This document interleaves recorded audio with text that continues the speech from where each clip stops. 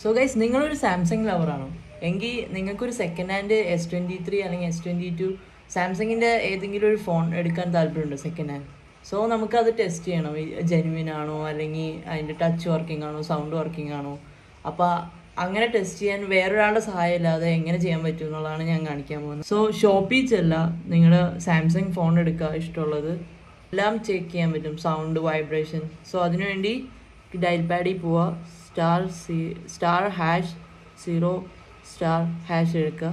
അപ്പോൾ ഒരു ഇത് വരും, ആപ്ലിക്കേഷൻ ചെക്കർ വരും.